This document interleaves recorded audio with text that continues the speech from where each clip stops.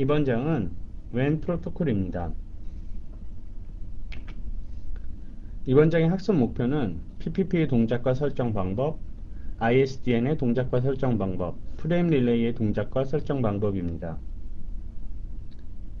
본선은 CCNA를 대비로 만들어졌기 때문에 WAN 프로토콜의 경우 프레임 릴레이와 ISDN, PPP만을 다루게 됩니다.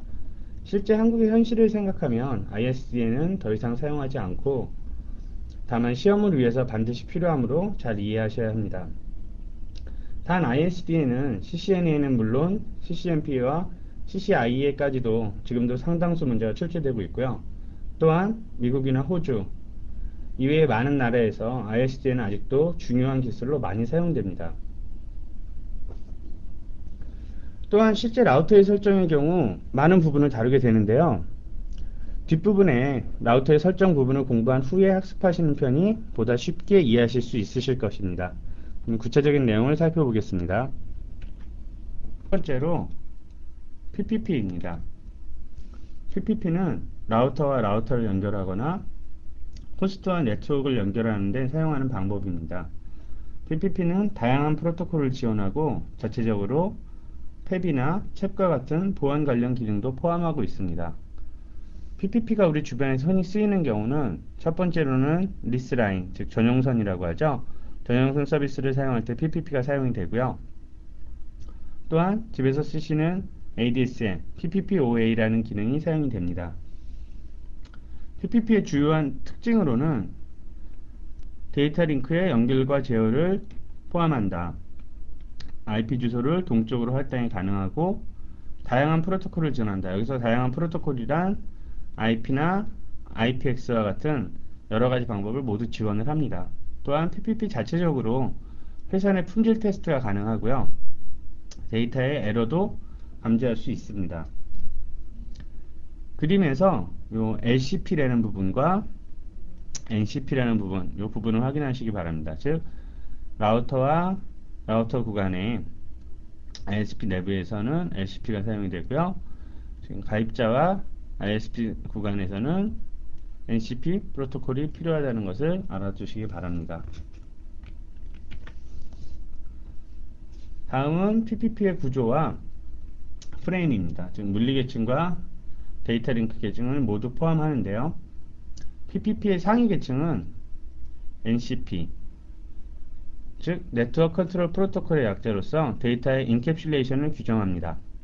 PPP의 하위 계층은 NCP로 WAN 구간의 데이터 링크의 연결과 제어를 맡고 있습니다. 그림에서 보시면 NCP가 상위 계층, 즉 네트워크 계층과 통신을 할 때 IP를 쓸 때는 IPCP, IPX를 쓸 때는 IPXCP 등을 사용하게 됩니다.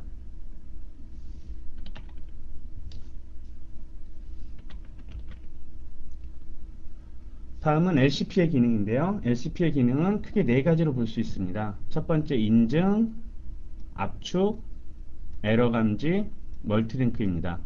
첫 번째 인증 서비스는 즉 PPP를 사용할 때 서로 인증된 상대끼리만 통신이 가능한 점입니다. 즉 어떤 보안 기능이죠. 그래서 보안 기능은 크게 두 가지가 있는데요. 첫 번째 팹이 있고요. 두 번째로는 챕이 있습니다. 두 알고리즘의 차이점은 팹은 패스워드를 두 대의 라우터나 두 대의 통신 장비끼리 통신을 할 때 클리어 텍스트, 즉 그대로 보내게 됩니다. 만약에 패스워드가 시스코다 그러면 CISCO라는 패스워드를 통신상에 그냥 보내게 되죠. 그래서 중간에 누가 캡처를 하게 되면 그 패스워드를 그대로 알 수 있습니다. 그러나 챕은 MD5 알고리즘을 이용해서 이 패스워드를 암호화시킵니다. 그렇기 때문에 중간에 모두 캡처를 하더라도 그 정확한 패스워드를 알 수 없습니다. 그리고 압축은 라우터 두 대 간에 전송하는 데이터를 압축하는 기능입니다. 기본적으로 시스코 라우터는 스태커와 프리딕터라는 프로토콜을 이용할 수 있는데요. 여기서 주의하실 점은 보통 PC에서 사용하실 때 저희 윈집이나 R집 같은 그런 압축 프로그램들이 있죠. 그러니까 한번 압축된 데이터는 라우터에서 다시 압축을 한다 하더라도 더 이상 압축을 할 수 없습니다. 세 번째 기능으로 에러 감지가 있습니다. 에러 감지는 매직 번호나 매직 넘버라고 하고요. 퀄리티 프로토콜을 사용하여 안정적인 데이터를 전송할 수 있게 해줍니다. 그리고 링크 에러를 감지해주는 기능이고요. 마지막으로 멀티링크는 시스코 iOS 11.1 이상에서 지원하는 기능인데요. PPP를 이용하는 라우터에서 복수의 링크로, 즉 예를 들면 두 대의 라우터가 있는데 라우터 간의 연결이 두 개가 있다. 이쪽 A 라우터에서 B 라우터로 트래픽을 전송을 해야 되는데 기본적으로는 사실 하나밖에 사용이 안 됩니다. 이렇게 되면 만약에 100메가를 전송을 한다면 다른 하나의 라인은 놀고 있죠. 보다 효율적인 전송을 위해서 사용되는 방법으로 멀티링크입니다. 즉, 두 개의 라인을 트래픽을 분산시켜서 동시에 보낼 수 있게 해주는 기능입니다. 다음은 PPP의 프레임 구조입니다. 제가 앞장을 설명드릴 때 말씀을 드렸죠. 이런 프레임이나 패킷 구조를 이해하는 것이 나중에 실무에 가서는 꼭 필요한 기능이기 때문에 좀 귀찮으시더라도 또는 좀 내용이 어려우시죠. 그러시더라도 꼭 이해를 하셔야 됩니다. PPP의 프레임은 그림과 같습니다. 즉 1바이트의 플래그는 프레임의 시작과 끝을 나타냅니다. 그리고 1바이트의 어드레스, 서비스의 종류를 나타내고요. 컨트롤은 프레임 제어, 프로토콜은 인캡슐레이션 방법을 규정을 합니다. 그리고 데이터는 가변적이겠죠. 크기가 있으니까요. 이 데이터의 크기는 0바이트부터 1500바이트까지 가능하게 됩니다. 그리고 FCS는 파일 책섬입니다. 그래서 2바이트 또는 4바이트가 사용이 되는데 실제 에러 체크를 하게 됩니다. 다음은 PPP의 동작입니다. 그림을 보시는 편이 이해하시기가 쉬우실 텐데요. 첫 번째로 링크는 언제나 다운 상태에 있죠. 다운 상태에서 링크가 업이 될 경우에 에스태블리싱 단계로 넘어가서 HCP 상태가 오픈이 됩니다. 이럴 때 PPP에 아까 말씀드린 기본 기능 두 가지가 있었죠. 팹과 챕을 이용한 인증 기능, 그래서 어센티케이션 기능이 있는데요. 어센티케이션에 성공을 하게 되면, 즉 인증에 성공을 하게 되면 링크가 업이 됩니다. 그러나 반대로 만약에 인증에 실패를 했다, 그럴 때는 업이 되면 안 되겠죠. 그럼 다시 링크는 다운이 되죠. 그러면 다시 링크는 터미네이터 상태로 바뀌게 되고요. 그럼 다시 재접속을 하게 됩니다. 재접속을 해서 올바른 패스워드가 들어오게 되면 링크가 업이 되겠죠. 정상적으로 사용하다가도 이제 더 이상 사용하지 않겠다 하면 링크가 다운이 필요할 때가 있습니다. 이때 링크의 다운이 일어나고요. 이렇게 되면 마찬가지로 라인은 터미네이팅 되게 됩니다. 그래서 PPP의 동작 단계는 크게 링크의 수립, 인증 절차, 다음은 네트워크 계층의 프로토콜, 다음은 마지막으로 링크 해지가 되겠습니다. 좀 더 구체적으로 PPP의 인증 방법인 팹과 챕에 대해서 알아보겠습니다. 제가 앞장에서 말씀드렸을 때 팹은 이러한 여기서 HQ 시스코라는 것이 패스워드로 설정이 되어 있죠. 그랬을 때 라우터 A에서 라우터 B로 전송을 할 때 이 패스워드가 그대로 전송이 되게 됩니다. 그래서 이게 팹의 동작이고요.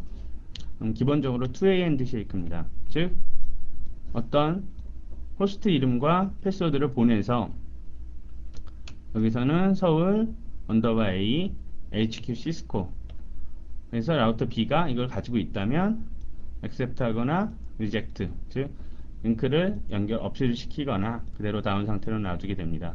그래서 왔다 갔다, 그래서 2A 핸드쉐이크고요. 다음은 챕입니다. 챕은 똑같죠. 현재 보기에는 서울 A, 그 다음에 패스워드는 HQ 시스코. 그렇지만 챌린지, 먼저 이걸 보낼 때 이 값을 HQ 시스코라고 보내는 게 아니라 MD5 알고리즘을 이용해서 다른 사용자가 알지 못하는 의미가 없는 단어, 뭐 AAA, BBB 뭐 이런 식으로 변환을 시켜서 보내주게 됩니다. 그래서 라우터 B에서는 그 해싱을 다시 풀어야겠죠. 마찬가지로 MD5 알고리즘을 이용해서 그 패스워드를 풀어서 만약에 맞다, 정상이다, 그렇게 되면 리스폰스를 해줍니다. 그렇게 되면 이제 accept가 되는 거고요. 아니, 틀리다면 reject가 되겠죠.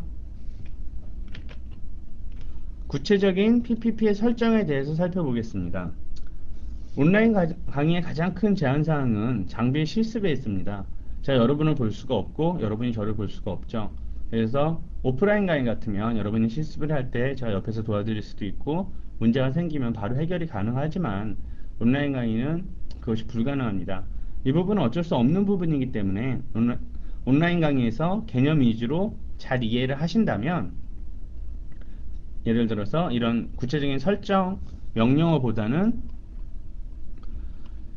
그 설정 단계의 개념을 충분히 이해하시고 기억을 하신다면 실제 설정을 할 때, 즉 실습을 한다든가 아니면 실무에서 사용하실 때 매우 쉽게 하실 수 있습니다. 물론 처음에는 상당히 좀 어색하겠죠. 그러나 아주 빠른 시간 안에 제가 보기엔 이 정도의 설정이라면 하루나 이틀 내에 거의 CCNA에 대한 모든 부분을 익숙해지실 수 있기 때문에요. 개념 위주로 충분히 이해를 하시기 바랍니다. 그럼 이번 설정에서 구체적으로 라우터 A와 라우터 B를 PPP를 이용해서 설정하는 방법을 알아보겠습니다. 밑에 이 명령어들이 보이시죠? 아직 라우터 설정에 대해서 학습을 안 한 상태이기 때문에 이 부분을 보시면 조금 생소할 겁니다. 이게 어떻게 입력을 해야 된다든가 그런 게 잘 머리에 안 들어오시겠죠. 먼저 나중에 있는 라우터 학습 부분을 먼저 보시고 이 특히 명령어 설정에 해당하는 부분은 그때 학습을 하시는 게 보다 쉽게 이해를 하실 수 있으실 겁니다. 지금은 여러분이 나중에 그 부분을 먼저 학습을 하셨다는 것을 가정을 하고 제가 설명을 드리겠습니다. 먼저 라우터에 접속을 해서 Enable 모드로 들어가기 위해서 Enable이라는 명령을 쳐줍니다. 그럼 라우터는 Enable 모드로 들어가게 되죠. Privilege 모드라고도 합니다. 그러면 그 차이는 요 프롬프트의 차이, 즉 프롬프트가 이런 화살표에서 샵으로 바뀌게 되죠. 그렇게 되면 그 이후에 구체적으로 라우터를 설정할 수 있습니다. 예. 여기서는 config t, 즉 config 터미널을 이용해서 config 모드로 들어가게 됐습니다. 그러면 먼저 라우터 A에 호스트 이름을 설정을 해줘야 되죠. 호스트 이름은 라우터 A다. 여기서는 제가 라우터 A라고 보통 이렇게 썼는데요. 구체적인 실무의 경우에서는 라우터의 네이밍 방법, 즉 이름을 짓는 방법이 있습니다. 이건 제가 추후에 설명을 드리겠습니다. 그러면 이 라우터 A가 PPP를 이용해서 연결할 라우터, 그 상대방 라우터의 정보입니다. 즉 유저네임은 라우터 B, 패스워드는 시스코다. 즉 이 라우터 B에 대한 설정을, 즉 연결을 해줘야 되는 라우터에 대한 정보고요. 그 다음에 구체적으로 어느 인터페이스를 통해서 라우터 B와 연결을 할 것이냐. 그러면 인터페이스 시리얼 제로를 이용해서 라우터 B와 연결을 해라. 그 다음 인캡슐레이션 방법은 PPP. 저희는 PPP를 공부하고 있죠. 그 다음에 PPP의 암호화 기능, 즉 인증 기능이죠. 저희 인증을 할 때 옵션이 두 가지가 있다고 말씀을 드렸습니다. 펩과 글씨가 잘 안 써지네요. 챕이 있죠. 그 차이점은 제가 바로 전 슬라이드에서 설명을 드렸고요. 그 다음에 이 PPP가 아니라 시리얼 제로 인터페이스의 IP 주소는 10.0.0.1, 서브넷 마스크는 255.255.255.0이 되겠습니다. 마지막에 노우샷, 즉 인터페이스를 활성화시켜주는 명령어고요. 그 다음 마지막으로 end, 설정이 끝났다는 것을 보여줍니다. 연결 구간은 제가 잠깐 설명을 드리면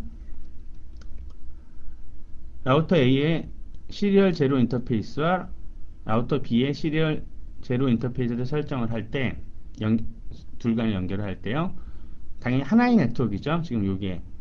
그러면 이 네트워크는 10.0.0.0에 슬래시 24비트, 즉 서브넷 마스크는 25.25.25.0이다. 간혹 학생분들이라면 이 부분이 좀 생소할 수 있는데요. 이렇게 .1라고 쓴 것이 무엇이냐. 보통 네트워크 업계에서나 많은 책들이 이렇게 사용을 합니다. 보시면 그림이 라우터는 크게 그리는데 이 연결 부분은 좀 짧죠. 근데 여기다가 만약에 전체 주소를 이 S0 인터페이스의 주소를 여기다 다 써주고 그 다음 라우터 B의 S0 인터페이스 여기다 다 써주면 자리가 좁죠. 그렇기 때문에 보통 디자인 시트 같은 경우에서는 이렇게, 즉 이 네트워크는 하나의 같은 네트워크이죠. 그렇기 때문에 10.1이라고 한다면 10.0.0.1 0.2라고 한다면 10.0.0.2가 되겠습니다. 이번 장은 앞장에서 PPP를 설정을 했을 때 앞에서는 구체적인 명령어를 살펴봤죠. 근데 이 개념 전체의 개념입니다. 즉 어떤 단계를 통해서 PPP를 설정할 것인가. 그러니까 여러분은 명령어보다는 저는 항상 제가 언제나 어디서 교육을 하든지 온라인이든지 오프라인이든지 구체적인 명령 한 줄을 기억하는 것보다는 전체 개념을 이해해야 된다. 이 부분을 강조를 합니다. 왜냐? 실제 라우터를 설정을 할 때는 물음표나 그런 걸 이용해서 헬프 기능이 많이 있죠. 그래서 명령어 하나 잊어버리는 것은 제가 충분히 금방 찾아낼 수가 있지만 만약에 이 개념 자체를 잊어버리게 된다면 아무리 헬프가 있어도 설정이 불가능합니다. 그러면 말로 설명을 하겠습니다. 첫 번째로는 PPP를 설정하기 위해서 유저 모드에서 프리빌리지 모드로 이동을 해야 된다. 즉 화살표에서 샵으로 이동을 해야 된다는 뜻이고요. 프리빌리지 모드에서 컨피그레이션 모드로 이동을 한다. 제가 아까 컨피그 T라고 했죠? 컨프 T라고 쓰는데요. 컨피그 터미널입니다. 그 다음에 로컬 라우터, 즉 자기 자신입니다. 자기 자신의 호스트 이름을 설정을 한다. 아까 말씀드렸을 때 라우터 A였죠? 그 다음에 상대방 라우터의 호스트 이름과 패스워드를 설정을 한다. 앞으로 제가 연결할 라우터죠. 그리고 PPP를 설정할 인터페이스로 이동을 한다. 그 이후에 PPP를 활성화시켜주고요. PPP 인증 방법의 설정, 즉 활성화는 아까 인캡슐레이션 PPP였죠. 그 다음 PPP 인증 방법이라는 건 챕을 사용할 것인가, 탭을 사용할 것인가, 그게 있고요. 그 다음에 그 다음 단계로는 이 구체적으로 연결한 인터페이스에 IP 주소를 설정을 해줍니다. 그리고 노션 명령을 이용해서 인터페이스에 활성화를 시켜줍니다.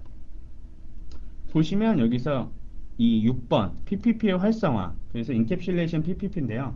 여기서 옵션이 어떻게 되어 있느냐, 이 명령어는 교재 150페이지에 보시면 라우터 config if는 인터페이스입니다.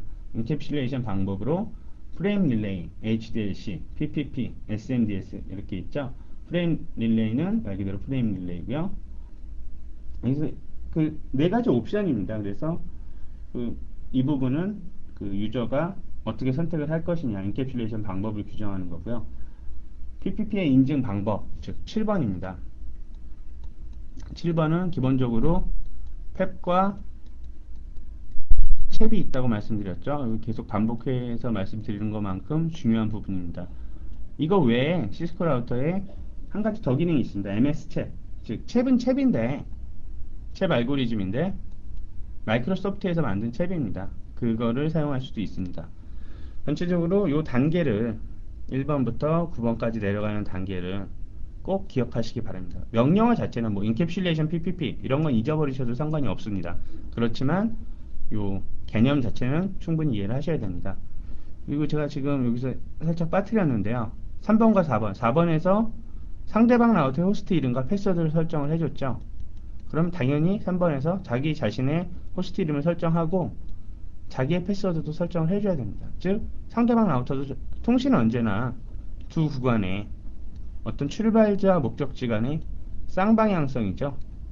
즉 주고받는 개념인 거지 한쪽으로만 보내는 개념이 아닙니다. 접속을 했다는 건 양쪽이 모두 연결이 됐다는 뜻입니다. 그러면 자기의 패스워드도 필요하겠죠. 그럴 때 당연히 그러면 반대의 라우터에 상대방 라우터에서 자기 라우터의 호스트 이름과 패스워드를 설정을 해줘야 됩니다. 구체적인 PPP와 관련된 디버그 명령어를 살펴보겠습니다. 그래서 디버그는 앞에 쇼 명령어와 다르게 실시간으로 동작하고 있는 상태, 즉 라우터 A와 라우터 B가 서로 데이터를 주고받는 모든 데이터를 다 보여주게 됩니다. 그래서 꼭 기억하셔야 될 점은 이 PPP와 관련된 디버그 명령어, 여기서는 지금 세 가지가 있죠. 실제로는 더 여러 가지가 있는데 CCNA 레벨에서 기억을 하셔야 될 거는 요 세 가지만 기억을 하시면 됩니다. PPP 패킷, 네고시에이션, PPP 어센시케이션. 이 단계, 즉 만약에 제가 그 명령어를 디버그 PPP 패킷이라고 입력을 했다. 그러면 요 라우터 A와 라우터 B 사이에 돌아다니는 패킷 중에서 PPP와 관련된 모든 패킷을 보여줍니다. 그러면 자료가 엄청나게 많겠죠? 데이터가 쫙 쌓이게 되는데 지금 보니까 너무 많다. 이거를 이해하기가 쉽지가 않다. 그래서 나는 요 네고시에이션, 즉 각 단계의 변화값만 보고 싶다. 현재 상태가 LCP 상태가 어떻게 되는지 그것만 보고 싶다 하면 PPP 디버그 네고시에이션이라고 입력을 하면 되고요. 만약에 단계보다 지금 자꾸 링크 자체는 문제가 없는데 링크가 업이 안 된다. 링크가 살아나질 않는다. 이러면 만약에 PPP에서 의심해 볼 부분은 인증 부분입니다. 뭔가 문제가 있지 않을까. 인증에 아까 말씀드린 호스트 네임과 패스워드가 있었죠. 이쪽에 문제가 있지 않을까. 그러면 인증과 관련된 즉 탭이나 챗과 관련된 부분을 보려면 디버그 PPP 어센시케이션이 되겠습니다. 그림 저 위에 그림을 보시면 PPP 디버그 메시지라고 되어 있는데요. 교재에 보시면 교재 153페이지 그림 5-8입니다. 그래서 요 그림은 즉 구체적인 디버그 메시지를 해석하는 방법인데요. 앞에는 현재 시간이 나와 있죠. 그 다음은 인터페이스, 현재 상태, in, out, 즉 인터페이스로 들어오는 거냐, 해당 인터페이스요. 여기서는 이제 BR0 인터페이스가 되겠는데, 인터페이스로 들어오는 거냐, 나가는 거냐, 즉 in이냐, out이냐, 이겠죠. 그럼 구체적인 메시지가 들어오고요. 뭐 ID 필드, 그리고 이 패킷의 길이를 보여줍니다. 요 그림만을 보시면 이게 도대체 무슨 소린가 저 이해가 안 되실 수도 있는데요. 그러면 교재 154페이지 제가 디버그 현재 명령은 디버그 PPP 네고시에이션이죠. 두 대의 라우터 간의 그 네고시에이션 하는 단계를 디버그 메시지로 정리한 것입니다.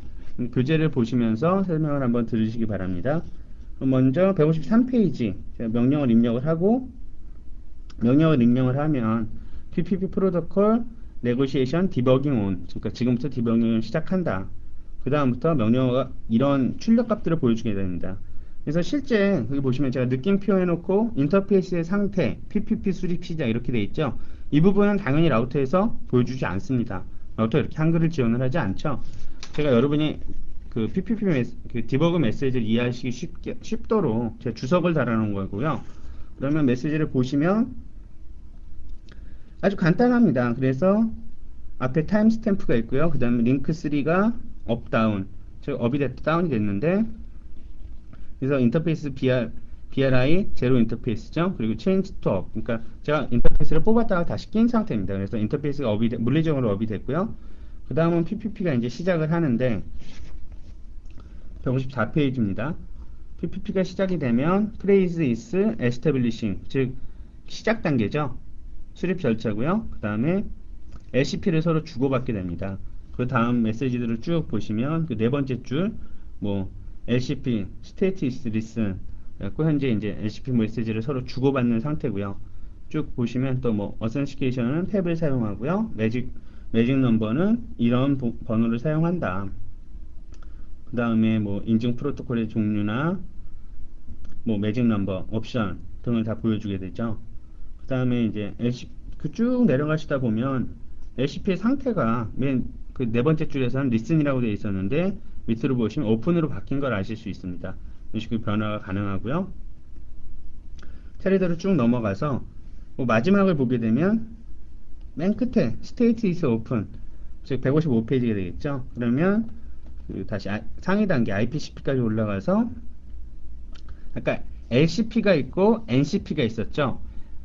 LCP는 하위 계층의 프로토콜이고 LCP가 실제로 상위 계층과 통신을 하는 프로토콜이라고 말씀드렸습니다. 그래서 LCP가 성공을 하게 되면 NCP로 넘어가서 마지막 단계에서 IPCP의 상태까지 오픈으로 변했다는 것을 알 수 있으실 겁니다.